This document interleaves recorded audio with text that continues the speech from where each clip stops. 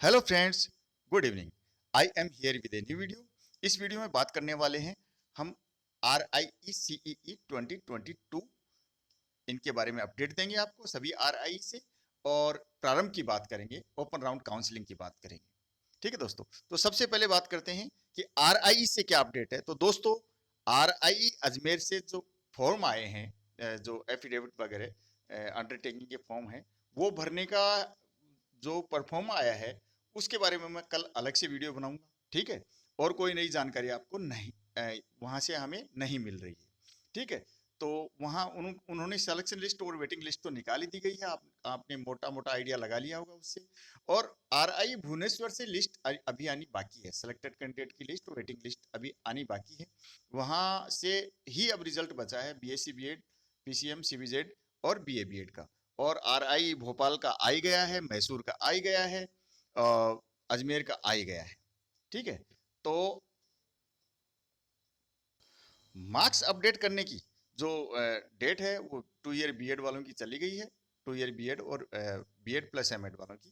और जो सिर्फ M.Ed करना चाह रहे हैं उनकी डेट है वो 15 सितंबर तक कर दी गई थी। तो उन्होंने अभी मार्क्स अपडेट नहीं किए हैं, तो वो मार्क्स अपडेट कर दीजिएगा। अभी RI मैसूर ने अभी तक अपनी वेटिंग लिस्ट नहीं निकाली है। आएगी तो मैं मेरे टेलीग्राम चैनल पे डाल दूंगा और आपको सूचित भी कर दूंगा। अब बात करते हैं प्रारंभ की। SIASTE कई जो सब्सक्राइबर हैं उनके पास मैसेज आए हैं कि ओपन राउंड काउंसलिंग के लिए इनविटेशन दिया है उनको कि आप आइए, इसमें भाग लीजिए। चलिए वहीं चलते हैं, आपको जो नोटिस निकला है वही दिखा देता हूँ। फ्रेंड्स, ये नोटिस आया है SIAST से। तो notice for open physical counselling vacant seats. तो देखिए ये नोटिस का ये कब है, ये जो फिजिकल काउंसलिंग है ओपन राउंड की, ये 17 सितंबर को है। 17 22 2022 सैटरडे, शनिवार को है। तो आप लोगों का, कई लोगों का एडमिशन नहीं हो पाया है किसी RIE में, और आप दिल्ली, पंजाब, हरियाणा, राजस्थान, पश्चिम यूपी यहाँ के रहने वाले हैं, तो आपके लिए ठीक साबित होगा। तो देखिए बात कर लेते हैं क्या क्या लिखा है इसमें कि ये हरियाणा में BA B.Ed की जो सीटें हैं, वो BSc B.Ed में कुछ सीटें रिक्त हैं, वैकेंट हैं, उनके लिए काउंसलिंग होगी। और कहाँ होगी ये काउंसलिंग? वेन्यू ऑफ काउंसलिंग ये diet building SCERT Haryana campus opposite panchayat भवन नियर सोहना चौक गुरुग्राम।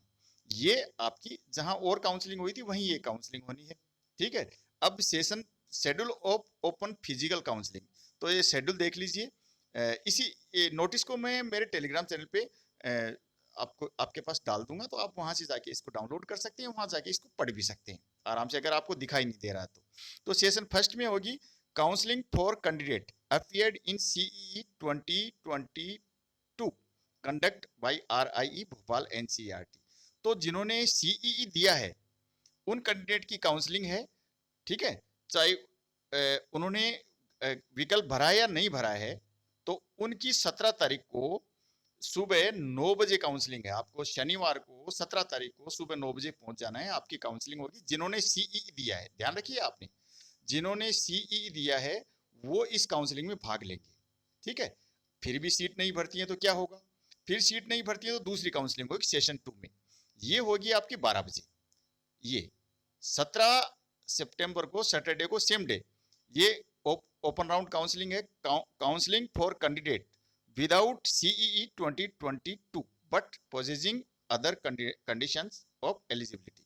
यानी CEE तो उन्होंने नहीं दिया है, लेकिन अदर एलिजिबिलिटी उनके पास होना चाहिए, यानी कि उनके पास इतने मार्क्स होने चाहिए, इतने % मार्क्स होने चाहिए, वो चीजें होनी चाहिए।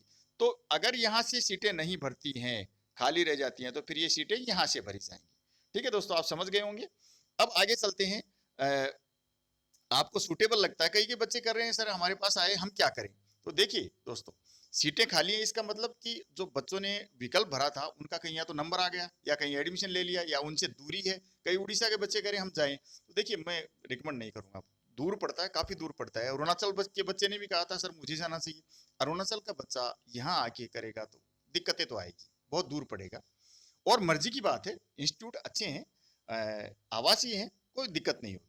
जो और आगे क्या लिखा है वो बता देता हूं। देखिए दोस्तों, जो पहला पॉइंट है वो ये है कि ये काउंसलिंग है, ये फिजिकली काउंसलिंग है, फिजिकली होगी, ऑनलाइन नहीं है। और कोई लेट आएगा तो उसको एंटरटेन नहीं किया जाएगा, ठीक है। और दूसरे पॉइंट पे लिखा है कि जो ये मेरिट बनेगी वो सेपरेट बनेगी। सुबह वाली मेरिट अलग बनेगी, दोपहर बाद वाली, 12 बजे बाद वाली अलग बनेगी। अगर पहली काउंसलिंग में सीटें खाली रह गई, ठीक है, पहली काउंसलिंग हुई और सीट रह गई वैकेंट, तो वो सीटें कहाँ ले जाएंगे, दूसरी काउंसलिंग में ले जाएंगे। ये बात लिखिए, ठीक है। तीसरा पॉइंट है, for session A merit of CEE 2022 will be considered, while for session merit will be prepared based on the marks obtained by candidate in 12th 10+2 class. तो देखिए, ये जब क्यों आपने सीई नहीं दिया, मान लो आप सीई नहीं दिया, तो आप 12वीं के अंकों के आधार पर, आपने 10+2 या 10+2 पास किया है, 12वीं पास किया है, तो उसके अंकों के आधार पर ये आपकी मेरिट बनाई जाएगी। जैसे बीए बीएड वाले हैं तो उनके बीए बीएड के लिए तो क्या होगा, 12वीं के जो आपके पूरे अंक है ना, उनके आधार पर बनाई जाएगी। लेकिन बीएससी बीएड पीसीएम वाले हैं तो उनके पीसीएम के अंक गिने जाएंगे, ठीक है। और और बीएससी बीएड सीबीजेड वाले हैं, मेडिकल नॉन मेडिकल वाले हैं, उनके अंक गिने गिने जाएंगे, फिजिक्स, केमिस्ट्री, बायोलॉजी या फिर आपके बॉटनी, उसके अंक गिने जाएंगे, ठीक है ना। तो वो तीन ही सब्जेक्ट हैं, उनके मार्क्स गिने जाएंगे वहां पर। आगे चौथा पॉइंट है, candidates offered seats any region, sorry region नहीं, सेशन है। Candidates offered seats any session of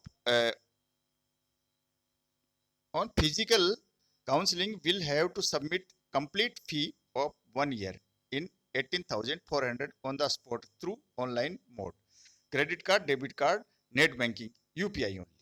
तो अगर आपका किसी सेशन में नंबर आ जाता है तो आपको तुरंत फीस जमा करनी है 18,400 रुपए। किसके थ्रू, क्रेडिट कार्ड से या डेबिट कार्ड से, या फिर या फिर ऑनलाइन नेट बैंकिंग से, यूपीआई से। कैश नहीं चलेगा, डीडी नहीं चलेगा, चेक, ये सारी चीजें एक्सेप्ट नहीं की जाएगी। Candidate will have to attend the counselling at aforementioned venue with the documents at that mentioned in the admission brochure available on website, institute website. तो जो बच्चे अटेंड होने हैं यहाँ पे, तो उसी वेन्यू पे, जो ऊपर वेन्यू बताया गया है, वहां उपस्थित होना है। जो आपको डॉक्यूमेंट्स लेके आने जो पहले बता दिए गए हैं, या और वेबसाइट पे जाके वो डॉक्यूमेंट्स देख सकते हैं। वो इस पहले वाले वीडियो में मैं ये बात बता चुका हूँ। सिक्स पॉइंट है, छठा point, all other terms and conditions of eligibility will remain unchanged. और जो शर्तें हैं वो सारी वैसी की वैसी रहेंगी, योग्यताएं हैं, शर्तें हैं, वो पहले थी। तो और सातवें पॉइंट में कोई चेंज होगा वो सारा आपको वेबसाइट पर दिखाई देगा, ठीक है दोस्तों। तो मैंने आपको ये बता दिया ओपन राउंड काउंसलिंग के बारे में। बहुत सारे बच्चों की ये डिमांड थी कि इसके ऊपर वीडियो बनाऊं। और एक बात और, टेलीग्राम चैनल पे चल रही है बहस की जाना चाहिए ना या नहीं जाना चाहिए। फोगाट साहब हैं मेरे चैनल के ऊपर, तो फोगाट साहब कह रहे हैं कि जाना चाहिए। वहाँ काफी सीटें खाली हैं, वो अनऑफिशियल बता रहे हैं कि 100 के लगभग सीट खाली है। तो आपको वहाँ एडमिशन लेने के लिए जाना चाहिए। हालांकि अधिकांश सीटें हरियाणा के लिए ही हैं, लेकिन फिर भी आपको सीट मिलती हो तो आपको एक बार वहाँ ट्राई जरूर करना चाहिए, अगर आप वहाँ पढ़ने के इच्छुक हैं तो। लेकिन फिर भी मैं कहूँगा, आप दूर के हैं तो आप स्टेट से बीएड कर लीजिए, आपको वहाँ सारी सुविधाएं मिलेंगी। जैसे राजस्थान के दूर दूर के हैं, या फिर आप मध्य प्रदेश तक के तो पहुँच सकते हैं वहाँ बच्चे, गुजरात के हैं, महाराष्ट्र के हैं, उड़ीसा के, तो आप अपने स्टेट से बीएड कर लीजिएगा। ठीक है दोस्तों, अगले वीडियो में फिर मिलता हूँ, और अगले वीडियो में बात करेंगे हम RI अजमेर के जो डॉक्यूमेंट्स हैं उनको किस तरीके से फिल करना है, आपको नोटरी पब्लिक से कराना, शपथ आयुक्त कौन होता है, ओथ कमिश्नर से कैसे कराना है, वो वीडियो में कल लेके आता हूँ। नमस्कार, धन्यवाद, जय हिंद। हाँ, एक बात मैं और कहना चाह रहा हूँ कि मेरे एक सब्सक्राइबर हैं, बार बार वो मेरे को कह रहे हैं कि जो इनजस्टिस हुआ है RIE में, उसके ऊपर कोई वीडियो बनाइए। तो आपको भी किसी को लगता है कि मेरे साथ CEE में इनजस्टिस हुआ है, अन्याय हुआ है, धांधली हुई है, तो किसी की कोई शिकायत हो तो मेरे टेलीग्राम चैनल पर डिटेल से लिखें।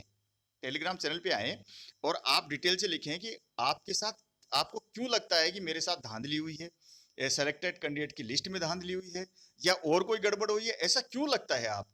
तो वो सारी बातें लिखें, मैं उसके ऊपर भी एक डिटेल वीडियो बनाना चाह रहा हूँ।